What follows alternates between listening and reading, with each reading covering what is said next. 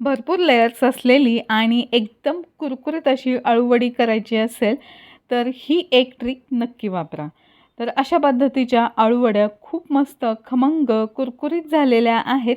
त्यासाठी हा व्हिडिओ संपूर्णपणे नक्की पहा. अळूवडीसाठी आपल्याला 8 ते 10 हिरव्या मिरच्या लागणार आहेत आणि लसणाच्या पाकळ्या, 1 चमचा जिरं हे मिक्सरच्या भांड्यामध्ये घालून याचं छान बारीक वाटण करून घ्यायचं आहे.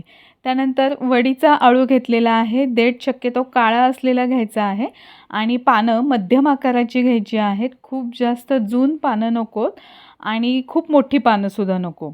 आता ही अळू स्वच्छ धुवून घेतलेली आहे आणि यावरच्या ज्या शिरा आहेत त्या सगळ्या अशा काढून घ्यायच्या आणि वडी छान गुंडाळली जावी यासाठी ही अळूची पानं लाटण्याने अशी लाटून घ्यायची. म्हणजे यावरच्या ज्या शिरा असतात त्या सगळ्या अशा दबल्या जातात आणि वडी छान अशी गुंडाळली जाते आणि खूप मस्त असे लेयर्स येतात. आता त्यानंतर एका भांड्यामध्ये मी 2 चमचे इतकं बेसन पीठ घेतलेलं आहे आणि वडी छान कुरकुरीत व्हावी यासाठी यामध्ये घालायचं आहे आपल्याला 2 चमचे तांदळाचं पीठ. आता यामध्येच आपल्याला घालायचं आहे पांढरे तीळ, 1 चमचा ओवा घालून घेतलेला आहे, हळद घालायची आहे, त्यानंतर 2 चमचे मी लाल तिखटसुद्धा घालून घेतलेलं आहे. याने वडीला रंग छान येतो. त्यानंतर यामध्ये घालायचं आहे आपण जे मिरची लसणाची पेस्ट करून घेतलेली ती घालून घ्यायची आहे. चवीनुसार पुरेसं मीठ घालायचं आहे आणि हे सगळं आपल्याला एकत्र करायचं आहे. यामध्येच आपण भरपूर सारी बारीक चिरलेली कोथिंबीर घालून घेऊया. ही जर कोथिंबीर नसेल तर धनेपूड घालून घेतली तरीही चालेल.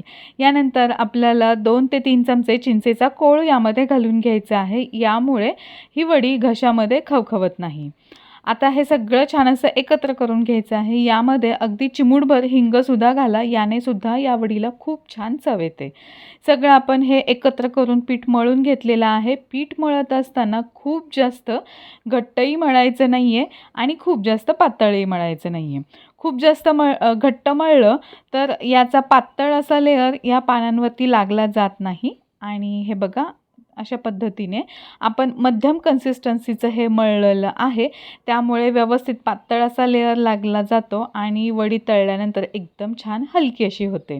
आता एकावर एक अशी मी 5 ते 6 पानं लावून घेतलेली आहेत. यामुळे वडीचा रोल छान मोठा असा गुंडाळला जातो आणि लेयर्स खूप छान येतात. त्यानंतर व्हिडिओमध्ये जसं दाखवलेलं आहे त्या पद्धतीने इथे दुमडून घ्यायच्या आहेत कडा आणि त्यानंतर एकदम घट्ट असा रोल इथे करून घ्यायचा आहे. तर हे बघा अशा पद्धतीने इथं अळूच्या पानांचा हा घट्ट असा रोल करून घेतलेला आहे, गुंडाळी करून घेतलेली आहे. अजिबातही सुटली जात नाही.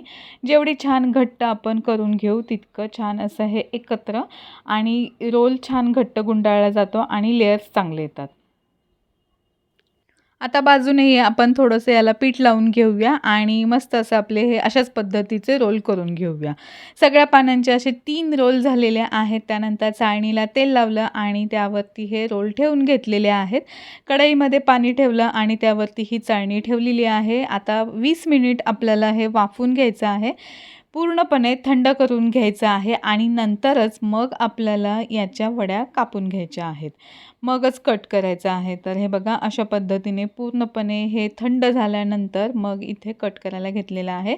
तर अशा पद्धतीच्या पातळ अशा वड्या कापून घेतलेल्या आहेत. त्यामुळे तळल्यानंतर एकदम छान अशा कुरकुरीत होतात या वड्या.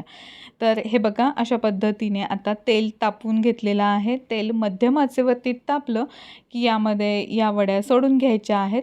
जर खूप जास्त अशा तुम्हाला तेलकट वाटत असतील तर तव्यावरती सुद्धा तुम्ही छान खरपूस अशा भाजून घेऊ शकता. दोन्हीकडून थोडं थोडं तेल सोडून घ्यायचं आणि या वड्या भाजून घेतल्या तरीही खूप छान लागतात.